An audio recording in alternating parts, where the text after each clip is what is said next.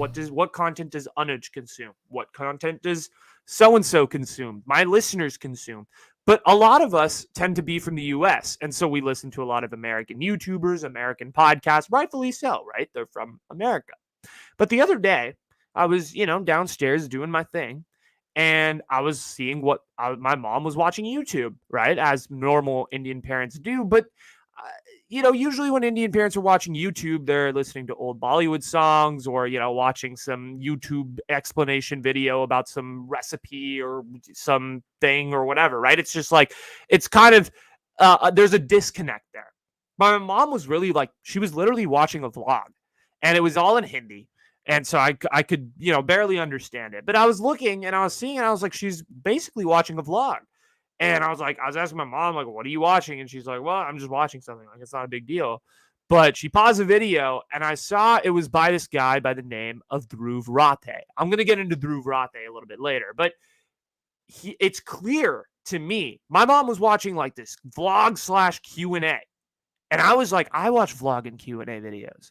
But she's just watching it in Hindi, and she's watching it made by some Indian content creators. So this is what it led me to think. I was like, listen, my mom watches YouTube creators now. It's probably a lot of other moms and a lot of other dads are watching YouTube creators now. Aunties, uncles, in particular. I'm just talking about it in the sense of India. Like, our parents are watching YouTubers now. It's not just us.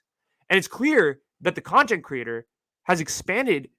The content creator profession and content creators in general have expanded to one of the world's most populous countries. I mean, of course, Anuj, no shit. Of course, there's going to be an alternative form of media in India, but it's there. There's this whole new movement, right? When you think of India, you think of overproduced Bollywood soap operas. But now you're seeing YouTubers and you're seeing like real vlogs and real shit being talked about. So let's see in what ways it's similar to America and different, because I've done a little bit of research and I've found a few creators that I think you guys are going to find interesting. So let's go through it first. Who are some of the creators that are making it in India, and what are their names? It's a fair question. Let me go through it real quick. There are 3 main creators that I'm going to be talking about today, because these are the 3 that I've had the most familiarity with and the ones that my mom watches. So I kind of tended to watch those videos with her, and I also did my own additional research, and they happen to be very popular YouTubers and podcasters and content creators within India. So here are the 3 I'm going to talk about today. Sejal Kumar, vrothe, and Ranveer Alabadia. Okay, these are the 3 ones that I know of, and 3 of the bigger content creators within India, within this alternative movement. So, I mean, most of you are probably thinking, like, isn't it mostly Bollywood? I have conversations with my cousins. I listen to what my relatives are talking about with pop culture in India. A lot of it is Katrina Kaif and Deepika Padukone and Ranbir Kapoor and all the Bollywood actors. I mean, fair, right? But it has been like that for a long time. And there has been a lot of this conversation surrounding Bollywood and surrounding these films. And that's fair. It's $1 billion industry. There's a lot of money that goes into it. And, well, frankly, the popularity and the numbers are there. A lot of people still really resonate with Bollywood. But now, look at this. There was this guy by the name of, I'm not going to, go too much into detail about this because I don't really know that much. And frankly, this topic is not about this particular thing, although we could make a topic out of it. But there was this whole nepotism scandal back in 2020 with this guy, this Bollywood actor by the name of Sushant Singh Rajput, who committed suicide due to basically not being able to get a lot of roles due to the fact that Bollywood is an incredibly gay-kept industry and there's a lot of nepotism going on, blah, blah, blah. There's a whole, I obviously, I didn't do this topic justice. I didn't really explain it well, but there was this huge backlash of Bollywood that basically people started to realize, like, holy crap, like, nepotism is so big in this industry that it's literally leading people to, like, who are self-made actors to, like, kill themselves. And it led people to have this whole new look at Bollywood. And it led people like my mom, who was like a really avid Bollywood movie watcher, to look for new forms of content and look for new content creators that are making Indian content. And that's kind of where these new YouTubers sort of insert themselves as being a different sort of role to take that on. So political YouTube, right? What does political YouTube look like in India, right? We know what it looks like in America. You have guys like Ben Shapiro. You have guys like John Favreau. Steven Crowder, who are talking heads and basically talk a lot about the different um, political agendas that people have. And I'm sure India has their fair share of BJP heads who are constantly talking good things about the BJP. But the political YouTube scene in India is actually really cool. And it's headed by this guy by the name of vrothe, the guy I was mentioning earlier, who was my mom was watching that vlog of. Vrothe. So let's give you a quick background on vrothe for a second. Vrothe is a 27-year-old from North India, and he has made it his job to basically be one of the main voices of India's young, politically active sort of generation, right? You ask a lot of Indians. Actually, it's pretty ironic that like Narendra Modi is super right winged, but a lot of younger Indians do support him because of the fact that he eh, because of like they just there's a lot of young people that support Narendra Modi, but Dhruv Rathe is not one of those people. He's gained a huge following through several years. He has over 7 million subscribers on YouTube. He's doing really, really well.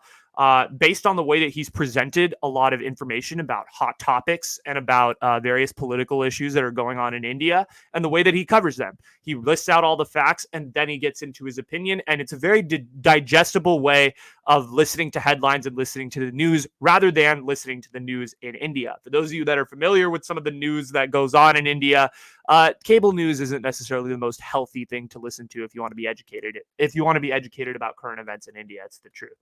And Dhruv actually does most of his YouTube videos in Hindi because he realized that 80% of the population in India doesn't speak they speak broken English, but they don't really understand it to the full level. And so if he speaks in Hindi, he's able to reach these people in rural village areas that perhaps wouldn't be able to access that information if he were to speak in English. And so he speaks, all his videos are done in Hindi so that all people of India can sort of be can access the information, can understand what he's saying on a similar level and a similar playing field that he would like.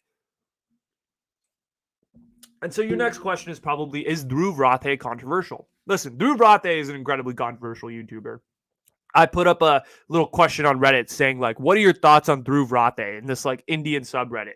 Half the comments were, this guy's an agent for other political parties. He has an ulterior motive. He's against Narendra Modi and the BJP. All he's trying to do is destroy India. Like, a lot of, bullshit. And he is one of the most controversial political voices in India because of the fact that the BJP is so overtly liked. And also the BJP does a lot in making sure that speech is censored from a lot of other political parties. It's gotten so bad for Dhruv Rathe. His following has grown and his videos have grown. And it's gotten so bad for Dhruv Rathe that police reports were filed against him for defamation and they were threatening to throw him in jail. Back in 2018, he had like several police reports filed against him, and it led him basically making a YouTube retaliation video, pointing out line by line about how those police reports were wrong. In fact, it's gotten so bad that one of the reasons that he decided to move out of India was because of security reasons, and now he lives somewhere in Europe, as he says. But people say that it's Germany. I think it's revealed that it's Germany now. But he tried to keep his location pretty secret for a while. But he's remained in Germany partially due to the safety reasons of returning to India. Although he has made a visit back to India. But his wife is also German. And so he's sort of decided to settle in Europe as well. So that could also be one of the reasons. Just putting that out there. But why is Dhruv important? Who the frick is this guy? Why should you care? The guy in America, the girl in America who's listening to this through their phone or through their laptop. Why should you care about Dhruv Rathe? Who the hell is he? Well, for one, he is one of the few people in India that when this country is going through the political the political drama that they're going through, he's covering the issues in a really fair and giving a different perspective and opinion and not really caring about what other people think. He's going against the grain, which is something that I think India desperately needs. They need a voice that isn't, going with the majority. And especially with their political climate being the way it is, you need people like Dhruv Rathe to keep the BJP and Modi sympathizers in general in check. In addition, Dhruv Rathe is really one of the first social media stars that India has had in a really, really long time. And what I mean by that is he's someone that just grew through YouTube. It wasn't like a case of a Bollywood actor who grew through a massively popular movie. Dhruv Rathe is through social media, he's through YouTube, bread and butter. He's one of the few voices that is really trying to dig and find the incompetence within the Modi government. And there's a reason he's developed the following that he has, is because people find him to be fair, people find him to be honest, and people find him to be a credible news source that's providing information to all sorts of people in India, not just the educated city dwellers, but also the people in rural villages that can also listen to him because of the common language that they have. And he's expanded into different parts of YouTube too. He does travel vlogs, he does Q&As. My mom was watching a Q&A of his the other day. He's doing great and he's killing it. He's one of the first YouTubers that I have seen based out of India. Now he's not really in India, but like an Indian YouTuber that's like doing super well on the platform. And of course, there's probably many that I don't know of, but Dhruv Rathe has really become sort of the voice of these Indian YouTubers. At least in the political space. But there's other spaces of YouTube as well. We all know this. There's different niche communities. And there's actually a wellness side of YouTube too.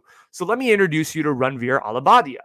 Ranveer Alabadia is a podcaster, more so than a YouTuber, but he's also on YouTube. And he's really one of the first podcasters to go mainstream in India. And it started with his fitness and sort of other takes in regards to his wellness and self development and all of these things.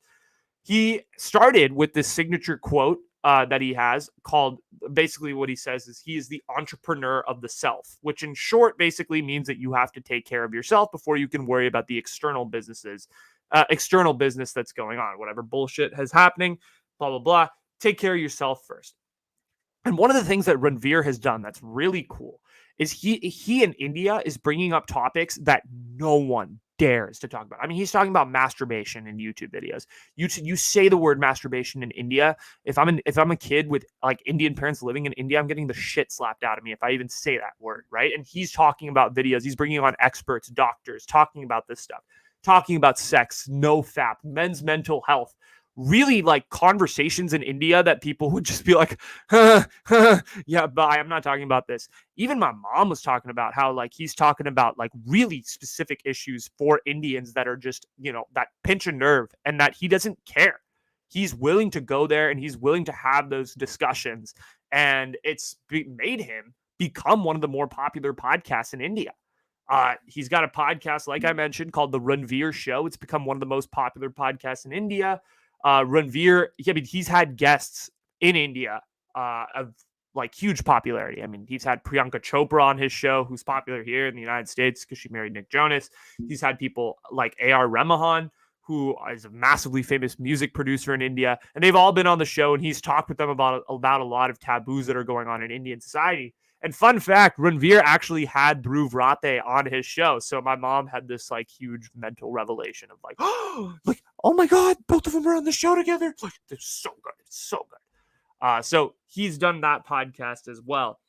But listen, like, are there other just social media influencers? Is it like serious? Is it just serious YouTube in India, like Ranveer and Dhruv, like, Dhruv doing politics and current events and Ranveer doing wellness?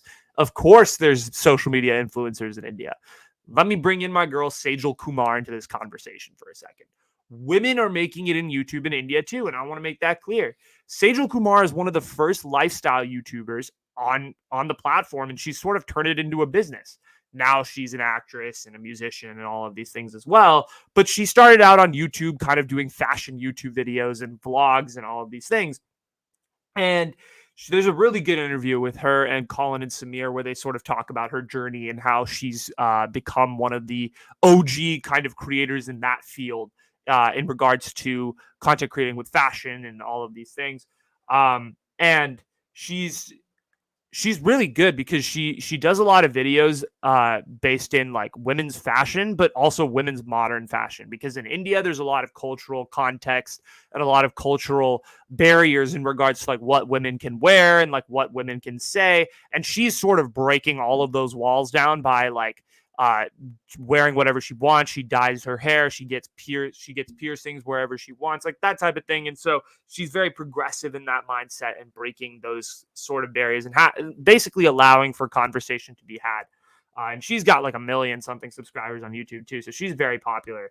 And But the thing is, like, this probably leads, all of this is great, right? And you guys are probably asking the question, like, does the culture in India allow for creating, like, allow for self-employment to be, like, looked at in a positive light? And the answer is no. Not yet. I don't believe that India, from the research that I've done and from the people that I've listened to and from the interviews that I've listened to with these creators, I do not believe the culture in India right now is conducive to being like a culture that just embraces self-employment and content creating to a mass extent. But at the same time, you look at guys like vrothe and Ranveer Alabadia and Sejal Kumar, who are changing the creator economy in India, and it's becoming more and more common that there are YouTubers and that there is an alternative form to make it in media in India besides just Bollywood. And there's the good part about this, though. I mean, they may not be supported by their mothers and fathers for a lot of them. I mean, Ranveer has gone on the record and talked about how his father is not supportive of his podcast and his content creating career because he talks about a lot of risque topics. But the good part of this is that there's a really strong subculture of creators forming in India with a lot of people who are just really into content and really into making videos and creating stuff and that are pushing each other and supporting each other. And I think that's really great, is that there's a community forming of these guys lifting each other up and of creating this sort of alternative form of media. And why should we care? Right? Living in America, living in a first world country, like that's India. They're separate. You know, they're 3,000 miles away. They're across the ocean. Why should I care? Because India is the third most populous country in the world and is soon to be the most, or sorry, they're the second most populous country in the world, and they're going to be the most populous country in the world very, very soon. Okay. YouTube is changing in so many ways, and there's a whole entire global audience out there that we lose track of. And now there's a bunch of people in India who are starting to vlog, who are starting to create content about fashion, and there's a complete change. We're seeing a huge change in alternative media happening in other countries, not just the United States, but in India as well. And I think that there's a certain level of authenticity and newness that is going to come. And there's going to be a certain level of new ideas and cool stuff that's going to come out of India that we're going to see on YouTube. And it's going to be really freaking cool. I can't wait. And it's already happening. I mean, Dhruv Rathe and the Modi government, I mean, the fact that they've already seen him as such a threat that there are people releasing fucking police complaints against this guy. Like, shit is changing. And the global perspective, like, I've always had the belief that everybody should have a global perspective. You shouldn't just be caught in your California mindset or your United States mindset or your Canadian mindset or whatever, wherever the hell you're listening to this from. You need to expand to the whole globe. And that's what I really want to do on this show. Is global perspective is key. And if everybody wants to understand the full perspective of media and the way it works and globalization and all this shit, you got to understand this alternative India movement that's going on right now, because it's an India media movement, because there's a lot of cool content creators going on in India that are pulling off a lot of really cool stuff. And I think you guys would be really interested to find out some of that stuff, because it's really freaking cool.